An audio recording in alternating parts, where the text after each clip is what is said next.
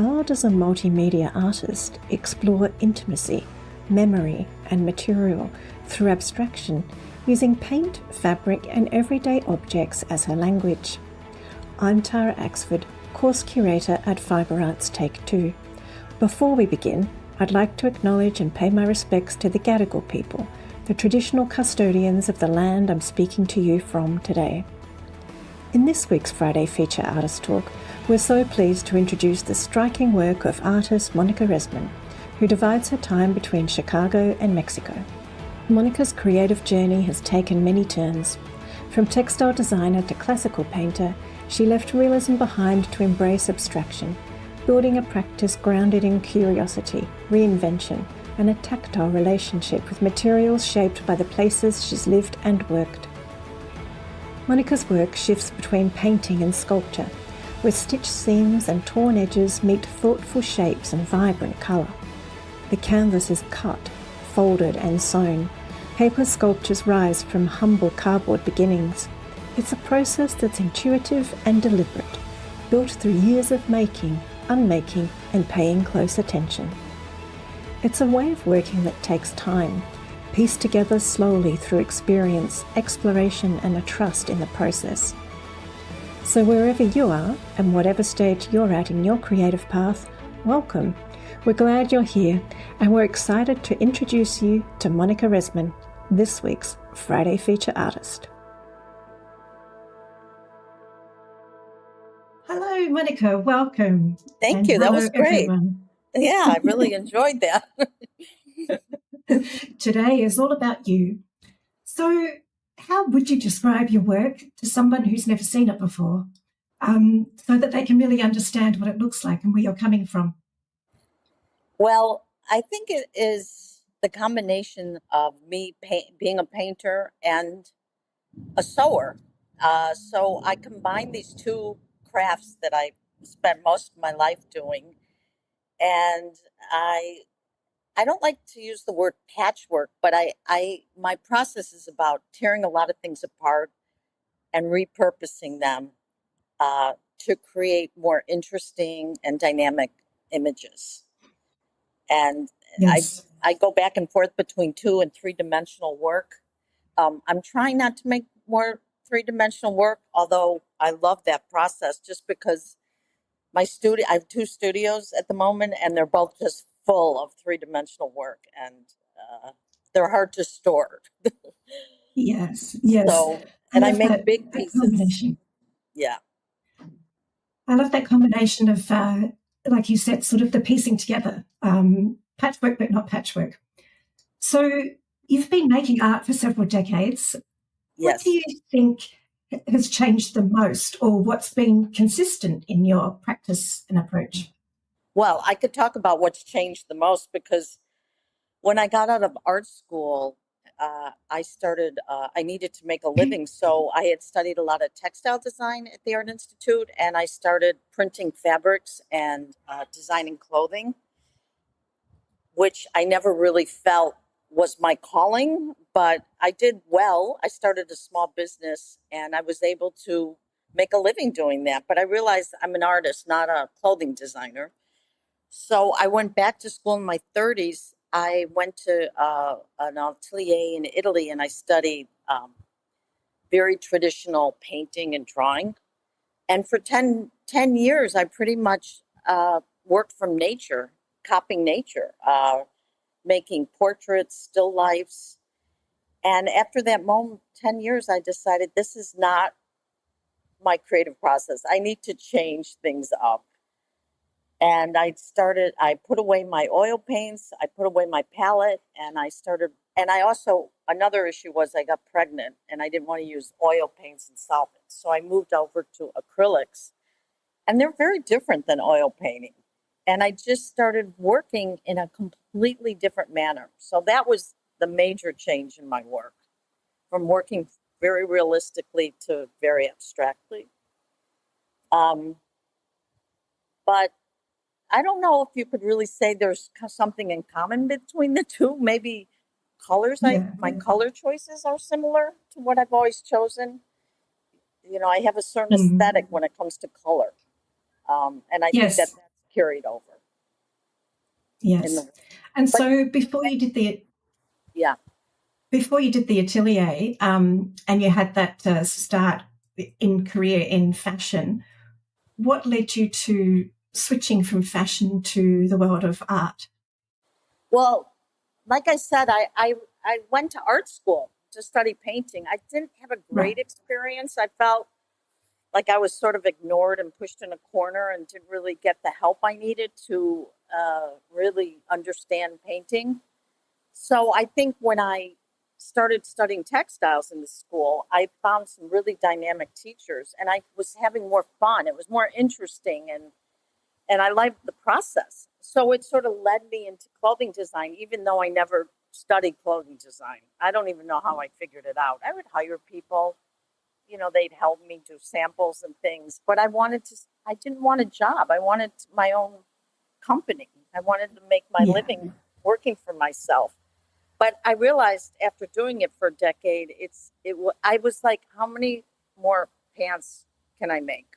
I just, it wasn't creative enough for me. It was just, I don't know, it wasn't what I wanted to do. But, Yeah. I Yeah. can still say selling clothing is a lot more easy than selling paintings. Everybody Wow. loves Yeah. buying clothing. Yeah. But I figured it That's really out. interesting. Yeah. Yeah. That's an interesting comparison, isn't it? I hadn't really thought of that before, but I guess, do you think it's because people can justify something to wear over something to put on the wall, or?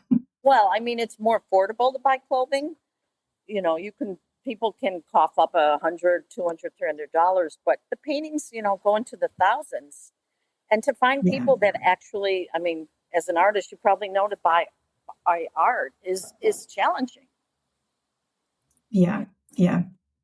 And in preparation for this talk, I think you used the phrase learning the classics before you played jazz, which I love that phrase. Tell us about that time that you were studying in Florence. What was that like? It's so funny. Here I'm in the most beautiful environment in a small room, 8 hours a day, just drawing, studying, copying from nature, drawing figuratively.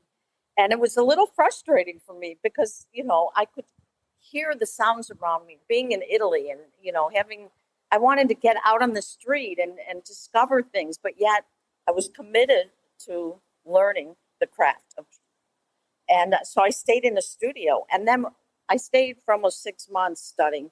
And when I returned to Chicago, I actually found a small atelier and I spent 4 years there just drawing and painting for 4 years.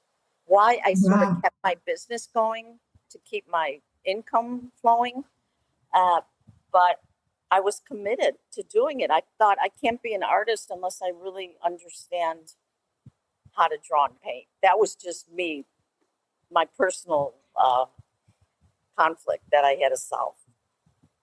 Yeah. So that led to another 4 years. So then how did that inform what you did next? Well, Where did you, yeah. Well, what I did is I just started painting after I finished 4 years of drawing and painting. I kept the same practice going where I'd study and paint more realistically. I did portraits. I started doing portrait commissions, and I was like, okay, no more commissions. This does not work for me. And I worked from photographs. I also had a child, a young daughter at the time, so I had to make my time more limited. So I used her. She was my muse at the moment. I used her as photographs, and then I start drawing over the photographs of her. And I don't know. I Wow. just one thing led to another, and then I started doing these big. I don't know if I showed you those. These big, huge charcoal drawings of hair. They're somewhat real. I mean, actually, they're very realistic because the first time I had an exhibition and I showed the paintings at a beautiful gallery, the owner of the gallery called me the next day and said people will not go close to those drawings because they are so freaked out by the hair. They thought it was Wow. real hair. And I said, but they're just charcoal drawings. And they said, well, people react so strongly. Like they felt like it was pubic hair. And Yeah. actually, Yeah. it was never my intention to create something that caused so much conflict for people. But, you know, the art world loves that. And I was got a lot of write up about it. And I did that for a couple years, and I liked that I wasn't sitting at an easel anymore. I was standing and working larger. I did these like 10, 12-foot drawings. And yeah, but then after a while, I Wow. was like, okay, I'm done with these. Yeah, that's incredible. Yes, an internet search of your name does bring up a lot of talk about the hair and Yeah. your work with that. And as you say, it is interesting how humans relate to hair, and over time, you know, the Victorians had an obsession with hair as well. But so I'm imagining then, after all that concentration on the world of realism, was perfection something that you had to work to let go of? Yeah, I had to let go of it. It took me a while, but then I discovered this new way of working and it became more exciting. What I did with those large drawings is I started cutting them up. That was my first impulse to Ah, cut. So I started cutting them up and I started making forms out of them, three-dimensional forms. I sort of taught myself a form of origami and I started making these small paper sculptures.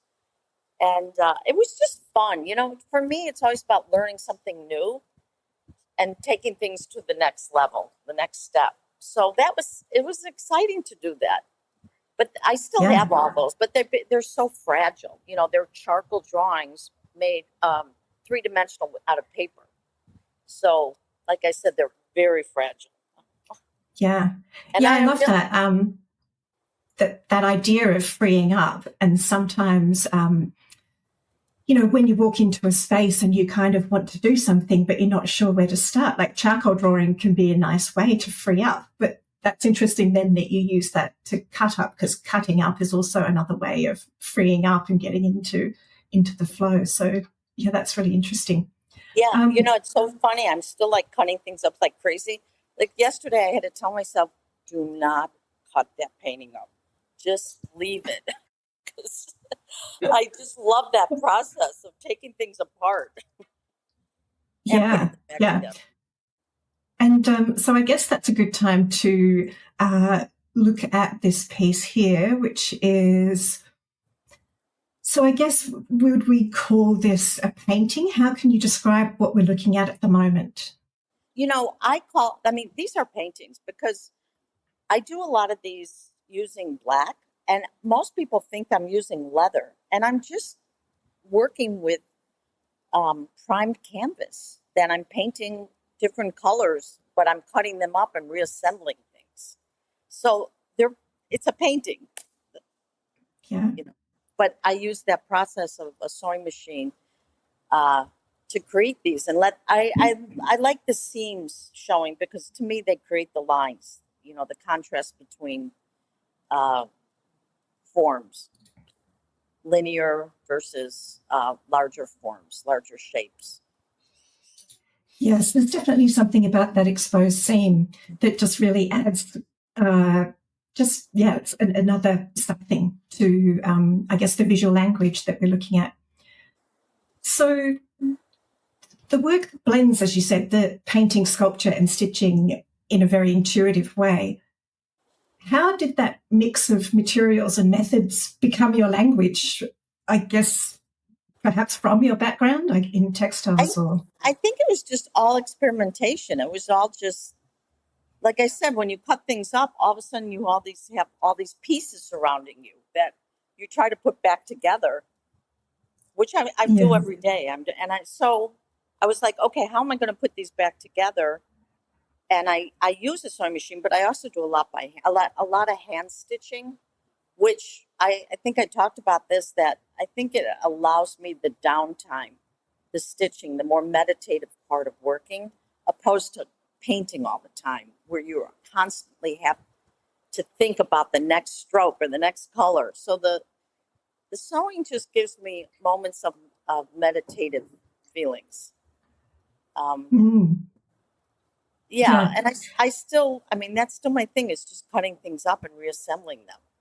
But I think of them traditionally because they're, when you put them on a stretcher, it's a painting, right? I mean, Yeah, yeah.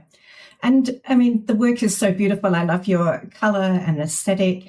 And it's kind of hard to imagine, the realistic you and the portraits and where you were before, as you described. What would you say gave you confidence to move forward as an artist or go from realism to abstraction? it's a really good question.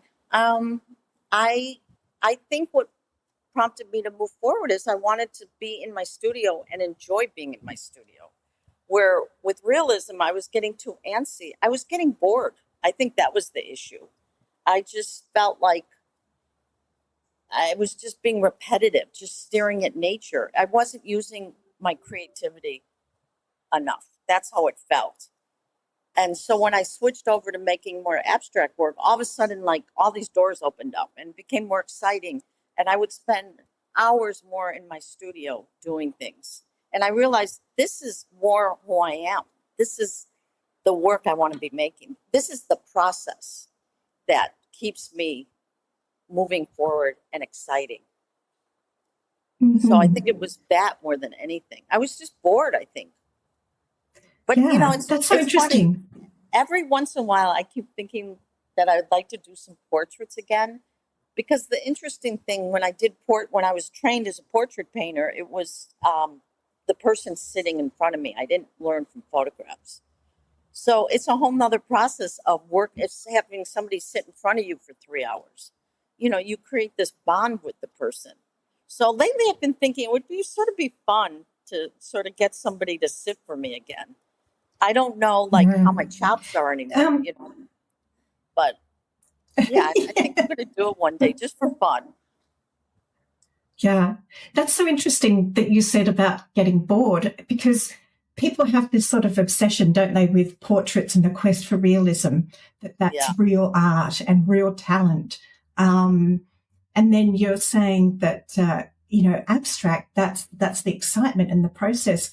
Why do you think people are so obsessed and preoccupied with realism as real art? I think because it's easy to understand. They don't have to think so hard. Mm. I mean, I used to make these I made some beautiful still lifes. I would paint layers of fabric, and they were beautiful. I'd sell out every single paint. I don't even think I have any paintings of those left. People could relate to them. They were easy to understand. I just think abstract work is a bit more challenging for people in general. Yeah, I think they don't know what to make of it. Where realism yeah. is just easy. We were dealing with realism for hundreds and hundreds of years. So, when you go to a Mm, museum, you see so much of it. mm. And I think So it's I'll just great. show Yeah. show some images here of your work as sculpture sitting by the side of the paintings. Uh, so in this case, again, the sculptures show the frayed edges and the themes, and there's a relationship between the colour pieced together and the paintings. What do people say when they move between that space? What are some of the feedback that you get when your work's exhibited that way? You mean, what do people, how they comment about the sculptures or in Yeah, relationship yeah, to the paintings? yeah. Or you're saying that, realism is easier to understand. So when they see this work, what do they respond to? Well, I think I get a lot of strong response about my sculptures, but I don't know if people really know what to think of them or what to do with them. I Mm, started making these wall sculptures. I mean, I think of those as three-dimensional paintings. They were coming out of the wall maybe 10 inches.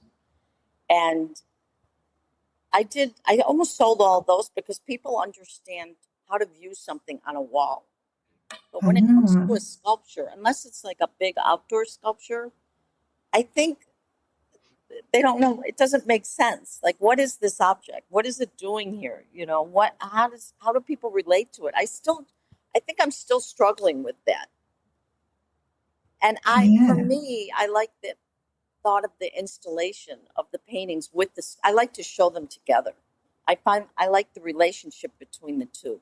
That you can look at the painting, but you can walk around the sculpture. It's three-dimensional. And it took me a while making three-dimensional work. Like I would just look at it straight on. And then I realized, okay, there's other sides to this that you have to turn around and think about. So it really changed how I thought about making work too. Having to Yeah. deal with the three-dimensionality of it, opposed to everything being two-dimensional and just looking at it straight ahead. Yeah. Yeah, because you don't really have the front and the back, because at any time Right. that can be reversed. So Yeah, even when I photograph it, I take a picture of it and of just straight on, and then I thought, but it's not reading three-dimensionally. So I would turn it on an angle so you saw many more angles of the piece.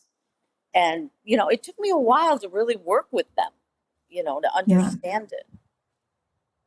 So how did you begin moving into 3D from those original piece paintings, or did the sculptures become before the piece paintings?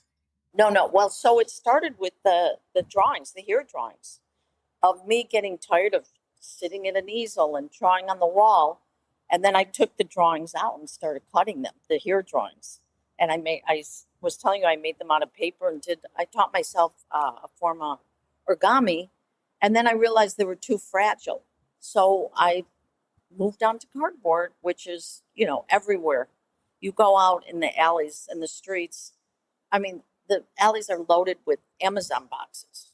I mean, it's crazy what people are throwing in the garbage. Just so much cardboard. And then, so I started working with cardboard and I realized, my God, this is amazing. It's so pliable. You can bend it and curve it and cut it. And it's so strong and durable. So that's how I started building sculptures out of cardboard. And nobody knows that they're cardboard underneath because I'm coating them with my paintings. I'm covering them with paintings that I hand stitch all around them. So you don't see the cardboard. Yes. Yeah. But when you lift them, people are really shocked when they lift my sculptures because they weigh nothing. They're so light and they're big. But they're light. They don't weigh very much. And so to begin, are you using a sketchbook for ideas, or the paintings, or the mini maquettes, or? Well, I do a lot of sketching in my book, but then when I start physically getting into the cardboard, it starts creating all new forms. But lately, because I want to make a large outdoor sculpture, the first one I want to do for my own space, because I have a very large outdoor space. But I started making these maquettes, and I've never really made sculptures small. I have a tendency to work large. I think it's just my nature. But so I started making these small pieces, and I love making them. I'm going to start doing many more. So they're sort of inspiration for what the larger outdoor piece is going to be. And like I said, I'm not going to make it. I have a fabricator here, but I've never had other people make my work. So I'm struggling with deciding which piece it's going to be because I feel like I don't have control over it anymore. So it's a big change when you're used to making everything yourself and choosing all the decisions in the process. Yeah, that sounds great. And for an outdoor piece, the fabricator what material will they? It's got to be use instead of cardboard. Metal, aluminum, because I want them colored. I want them to feel like a painting is living in my yard. I want it colorful and I don't want to feel like they're very masculine. Like a dark, bronzy, metal. I want something lighter and more feminine. Do you think they'll be able to replicate the seams, or do you think that will be something that has to? I think that's going to be challenging. I'm going to have to work with that. Yeah. I'm not sure how that's going to work out, the seams. But that'll be so interesting. Yeah. I think I'm going to have them make some small pieces for me first. So the piece behind you there on the shelf, is that cardboard and canvas, or yes, the piece that's on next to you? Yes, there are. They're all cardboard and canvas. The same way I make large pieces, I made these small ones. But it was fun doing the small ones because I'm just cutting up little pieces and gluing them around and just painting them. I'm not doing any sewing. They're all just cardboard, Yeah. painted cardboard. And did that take a bit of trial and error to work out what glues work best, or just like the engineering and construction, or do you find it's quite a workable material to just easily stick together? You mean like is the cardboard? Yeah. The cardboard, I think it's like the greatest material there is. I mean, I have a friend here who does very large outdoor sculptures. They're all over the city here. And I went to his studio and he buys all new, nice, clean cardboard and his edges are all nice and clean. And, it's very calculated where mine are, thicker and messier and, a different feel. I don't want them to be so precise, I guess, and so perfect. But I guess when if somebody else is going to make it, they have to know exactly how to make it. Or And what works best, a hot glue gun or like an Elmer's PVA glue? Hot glue guns. They're the best. In fact, when I first came to Mexico and started working in my studio, I started burning myself. And I never did in Chicago with this I would get the hot glue gun and I'd get these big red marks. And somebody told me that the power here is stronger. So I'm so much more careful here. Yeah, fascinating. And the beauty of the fact that you're covering the cardboard, you don't have to be so mindful of, the glue showing when you join you don't see things together. Yeah. Because I'm really mindful of my hand stitching. I try to make the stitchings very consistent. And I like that the stitching shows. Yeah. That's part of the pieces. Yeah. And I don't have any details, but I do encourage people to either go to your website or your Instagram.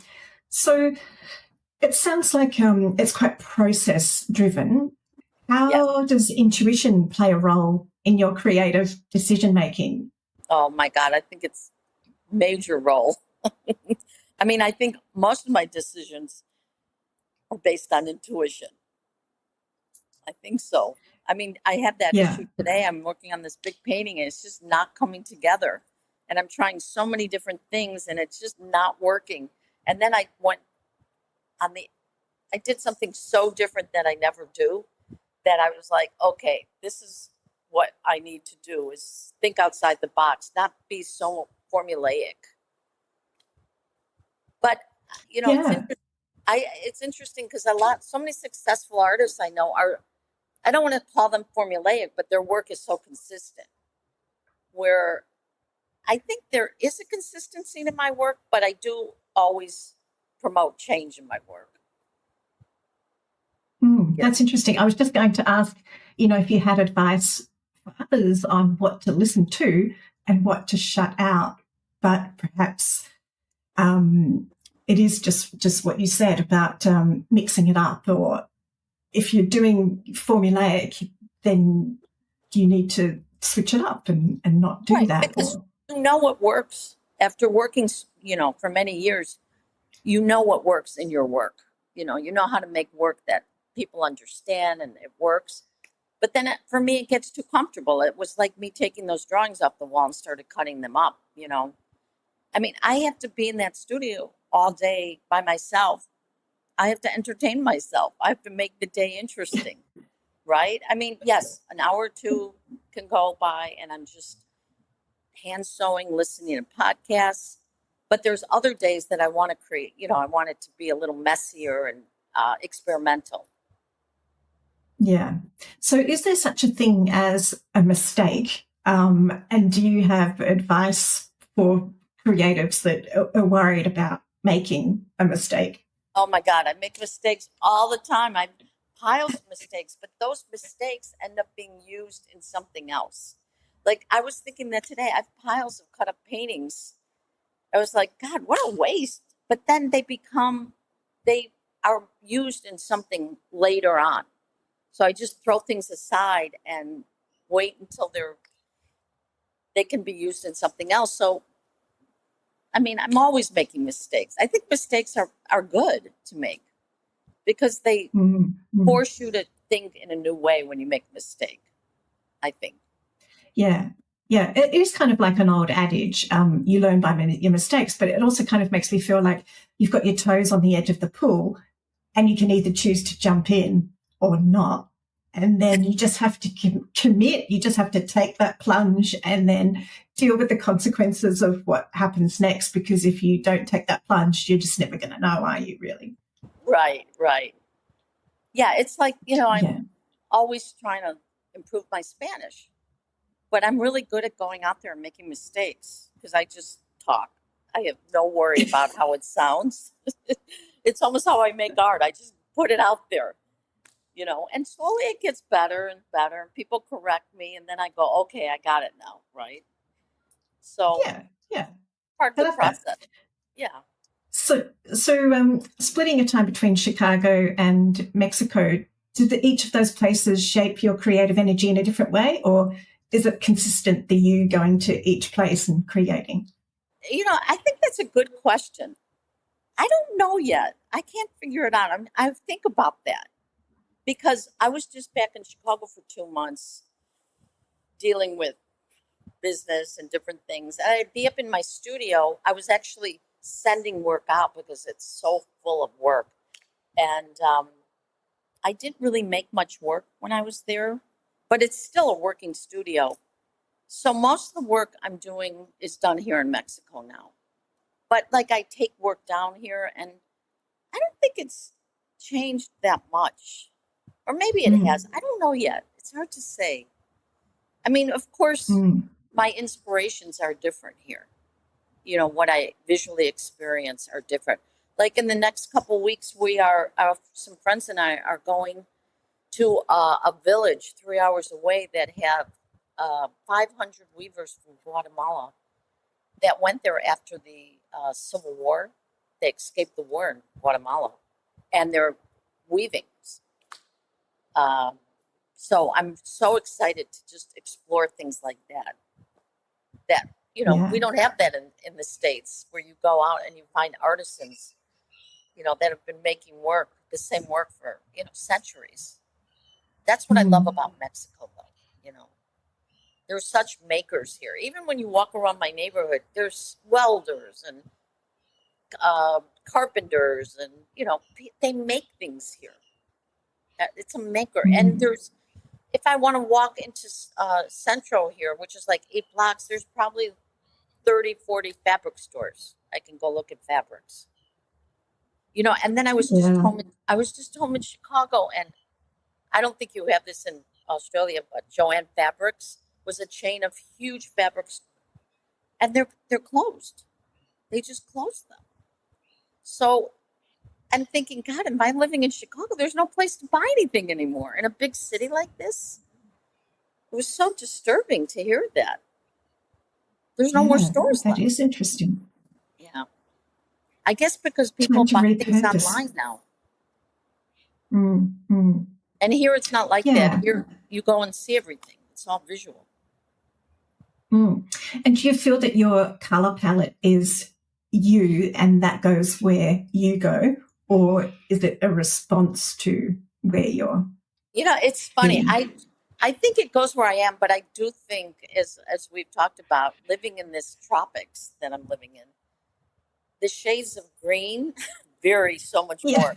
I mean, we don't have like in the Midwest, the color changes when the fall comes and the leaves all turn these browns and different shades of browns, and it's different here.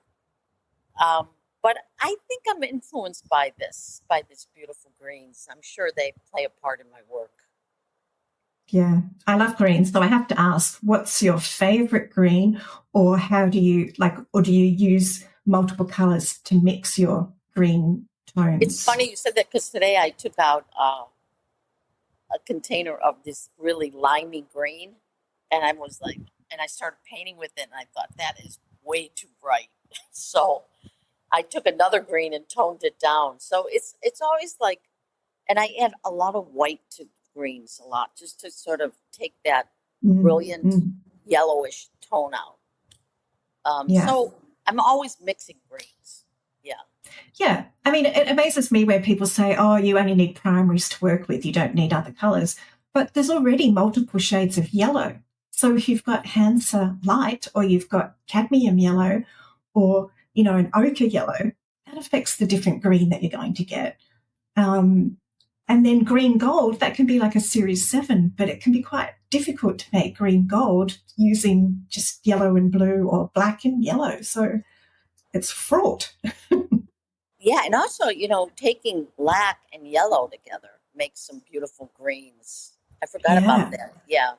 Yeah. Yeah. So they're easy to make. There's so many different shades of green. But I also like to work with opposition, the cools and warms against each other. Like when something's too green, I think it needs to cool down a little. Maybe adding white or using white or I don't know, a color that sort of plays against it or a neutral or a gray, something like that. But I work with Yeah. grays too, like the painting behind me, but I work with warmer grays. Like they're almost a Yeah. green. So perhaps it's not a case of black and white to make the grey. It's other colours coming together to make the grey. So you've got the nuance of the deeper And grey. actually, when I was studying fine painting, we didn't even use black in our palette. We made black with like a dark brown and a dark blue, to create this black. But black was sort of taken out of my palette for a long time. But it's back. Now I love black. I love the contrast it plays against things. Yeah. So what artists or historic or contemporary have influenced you or do you admire? God, there's so many women artists out there that do you know the sculptor Arlene Sheckett? She's a sculptor. I love her work. And she just last year did these $1 million outdoor sculptures at Storm King up in New York. And I was very influenced by her. All her work that she makes is amazing. How do you spell her last name? SCH Sheckett. Okay, that's good. Yeah. We'll have a look at that. Put that in the link. You'll have to look her up. Her work's fantastic. And it's only 3-dimensional. Wow. So, and I'm trying to think of female. I mean, I've always been a big fan of Louise Bourgeois, who worked with painting and textiles and three-dimensional. And, I don't know. There's just so many female artists there that I love. Louise Bourgeois is so mind-blowing, that whole, she just completely encapsulates that multidisciplinary, because when you go, you always think of her as the Spider Woman, but when you go to her exhibitions, you just can walk in room on room and they're just so different, the variety of materials. And right. That's what I love about her. Yeah. I was in Berlin about 3 years ago and they had a major exhibition of just her textile work. And I was just blown away. It's true. Every room you went into, they were different materials. Yeah. That's why I admire her so much. Same. And for every artist who's been told you should just stick at one thing, why are you doing it several things? Just focus on one thing. Then you just look at her and that's just permission to explore everything. Yeah. Yeah. And look at her. I mean, you see all these female artists that they don't really get known until they're in their 80s. It's so funny.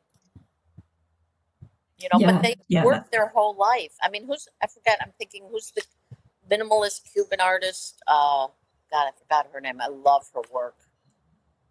I'm spacing out. Think of it. Yeah, I'll have to come back to that as well. I don't think she got famous until her 90s. Yeah, we have a few Australian artists that fit into that range as well, that they're just sort of being discovered now. Or, they've been working for decades and decades, but they're just getting the recognition that they deserve now, which is fabulous. So we talked a bit about moving from realistic to abstract. So that idea of meaning and story, How do you feel about when people want to attach meaning to something, or they're looking for stories? Is Well, that you know, something that is part of your work? that's what became difficult for me because when I did the hair work, there was always a big narrative I had with that work. You know, I went to India, I went to a temple where they cut everybody's hair off, shave their head, and then give it to the gods to help them make their wishes come true. And then I'd go to the hair factory where they made wigs out of them. It just kept building. But with the abstract work, I think it's harder almost for me to talk about because you can come up with any meaning you want with the work. And I'm okay with that. You know, I love what people read into the work. I love to hear about that. You know, to me that's almost more interesting that I'm not giving the narrative. The narrative is coming to me. Um, but I do think it is difficult for me to talk about it. You know, the actual Mm. meaning of the work. I mean, I feel like the way I'm working, I mean, they're all dealing with my everyday emotions, how I'm dealing with life, you know, even the frustrations I have to deal with. It seems to play out in the work in some way. Yeah, that is interesting because I think as artists, we're always being told or asked when we submit something to have the artist statement, the description and the concept behind the work. So we kind of feel obligated to provide one. But Yeah. yet then often it's coming from our subconscious anyway. And I saw a post on Instagram recently where someone had given the meaning to the work, and then someone said, "Why do you need to provide meaning? Can't we just find our own meaning?" Which is what you just said there. Yeah, I mean, the art world wants academics. They want artists that can talk about and write about their work, right? I mean, Mm. you know, I was going to mention another artist that's been very influential, whose work I love, who's gotten a lot of fame, is Amy Silman. She's an abstract painter. Do you know who she is? She's in New York, but super I bright. think her name's familiar. She writes about work. I mean, very smart woman, and her work is just so good. And she's always been a big influence of mine. Mm. Mm. And she, Yeah, I mean, yeah, go ahead. yeah. No, I was just going to say it is so interesting, and so much does go into what becomes that subconscious and can't but help come out when we're in that flow and process. Um, it just happens, I think. Mm. Yeah, I've decided, you know, when I was starting to struggle with talking about the meaning of the work, I've decided at some point, you know what? I'm not going to worry about it right now. I'm just going to continue making the work, and a lot of times it will come to me, the meaning, after I make the work or during the Yeah. process of making the work. I'll get a better understanding of actually what this is all about. Mm. And also the shape, like when you've got, 10 people in a room and they're all asked to mark make or even cut out a shape. No one makes the same mark or cuts out the same shape. And that's Right. just so interesting, isn't it? Like those shapes behind you, they're your shapes. And who's to say where that comes from or what that's influenced by? But that is your visual language. I know, and sometimes I wonder, where do I come up with these shapes? But then I'm looking out at my living room and I planted rows of cactus, and it's like so many crazy shapes, you know, from nature are growing out of my living room, which I think are very influential in the work, you know, and they're all green, different shades of green. Yeah, So I'm yeah, living yeah, around this. yeah. I That's can what I relate. love about living in Mexico. I mean, the foliage and it's just stunning. I And can then, relate you to know, that you as walk well. down the streets here and in this city where I live, there's so much concrete. Like Mexicans love concrete and cement. So and my house is basically all white. So it's just this contrast of this very coldness and then this warmness that sort of play off of each other. Mm, mm. Yeah, I love. It just made me think then of crazy paving and brick wall, like rough stone walls. That you see sort of in like places like Scotland or all of those things. Like I'm always drawn to those shapes in those stone, slate, concrete, all of those things. That's so interesting how that comes back. I think you touched on this before, but I'm curious about, does each part of the process have a different feeling when you're working? And do you have a favourite part of the process? No, I like it all. that's why I have different processes, because I like the transition from one to the other. Like I go in the studio and I have different, assignments for myself. You need to sew this, you need to pull this with that, you need to figure out what color those are going to be. It just keeps me more interested in the process. So I don't think I have a favorite. I like it all. I like the. I love that. I love that phrase. I have different assignments for myself. And whether that's written down or whether that's just in the head. Oh, no, it's all up yes. here. Yeah. And then sometimes, it doesn't my homework doesn't get done. I was like, I forgot. What am I doing? But That's so yeah, good. I want to be able to be in my studio and enjoy the process. And that's what, to me, it's all about for an artist. Mm. Mm. Like and this. when we were, Yeah. There you go. I was just going to say, in preparation for the talk, you mentioned the appeal of working with opposites. Is that something that becomes part of your practice? You mean like cools and worms and? Yeah, I think in big and opposites? small, or just generally is a sort of a I just think that go-to. creates interest, seeing something, like making a thin line and then a big shape. And then, like I said, a white versus green, playing off the two, something big and something small next to each other. I think it creates more interest, I think, opposition. Mm. Mm. And so then when you have those pieces working together, the 2D and the 3D, do you plan that out in advance when you have them in an exhibition? And does that always work out how you intended the pieces to work together? I think it depends on the curator. For instance, I'm in an exhibition that's coming up in Oaxaca, and I'm sending work 2-dimensional and 3-dimensional, but I'm not sure how they're going to, show the work together, if they're going to keep it separate together. And I'm not going to be there when they hang the work. So I'm not sure.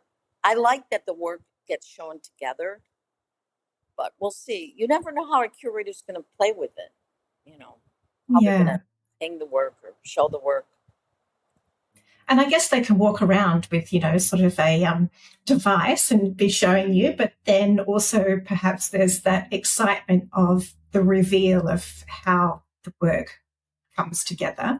Yeah, I mean, it makes the space feel different when there's work in the center. There's, I had a big exhibition here at a beautiful, beautiful space, like 25-foot ceilings, and I did painting and sculpture, and you had to weave your way around the exhibition because of all the sculptures in the center.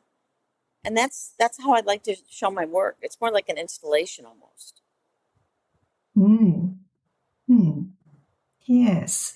And then there's probably some sort of subconscious link to how you've walked around either Mexico, the neighborhood, or the Chicago. Like that's probably coming into play with, those, how that sort of comes out in your work. We talked a little bit about colour.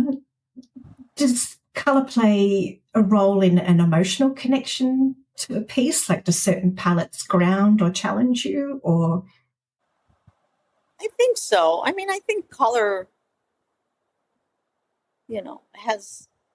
like for years I used the color yellow, and now I'm like, it was so bright, and it really so cheerful. It had such a positive feel to it.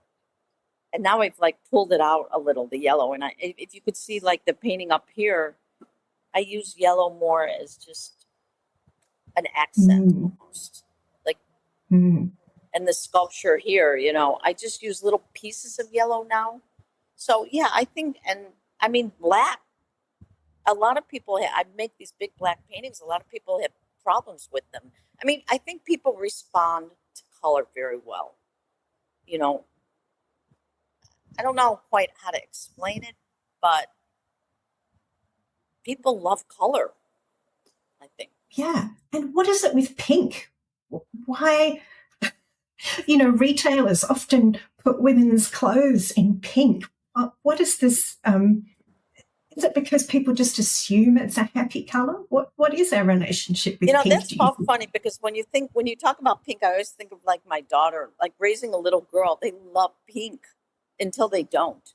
Like they grow out the idea of pink. I mean, it's a feminine color. It makes them feel more feminine, I guess. And I think of it more as a flesh tone. Do you know what I mean? I think of pink as almost a neutral because I don't use bright pinks. I mean, I use more subtle pinks.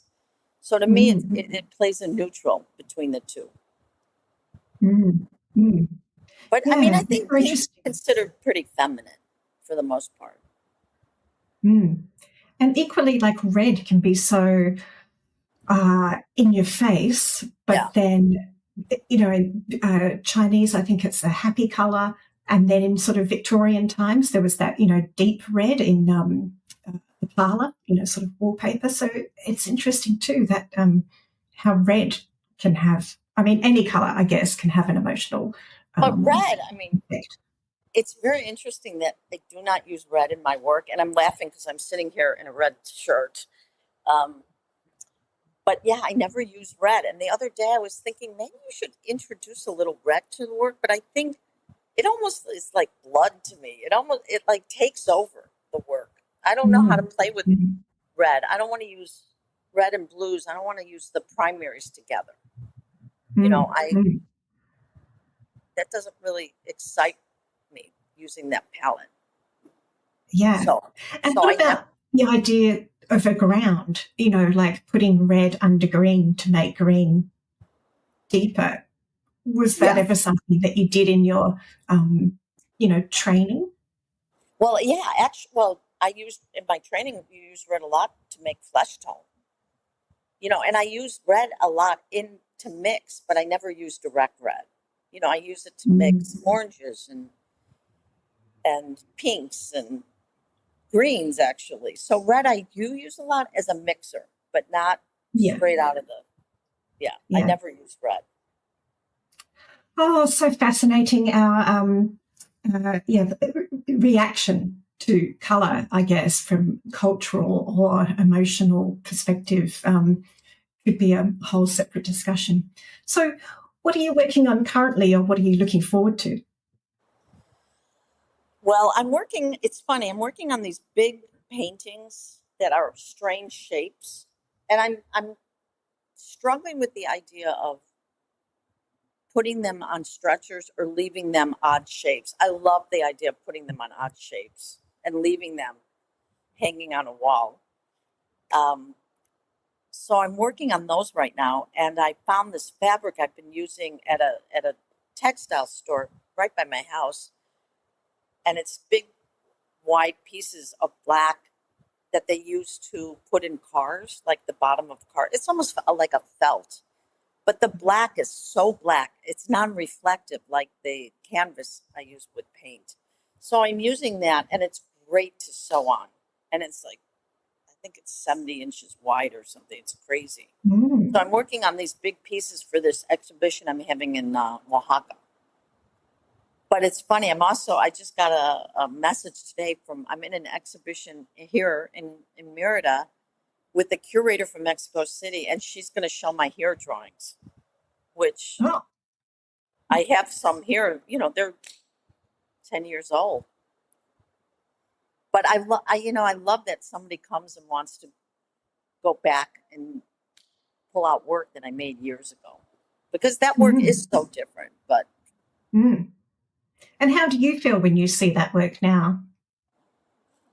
I think, how did I make that? How did I do that? It's so different than what I'm doing now. It's so tedious. Uh, yeah, I'm sort of amazed I could do that. Hours Mm, and hours just mm. standing there doing these technical drawings. Mm. I just don't work like that anymore. Yes, I think a lot of people would be surprised to know that you're the same person that created That both did of those things. it's true. Yeah. Yeah. But I like that people can still understand that I made different work then. And my work could completely change next year in 6 months.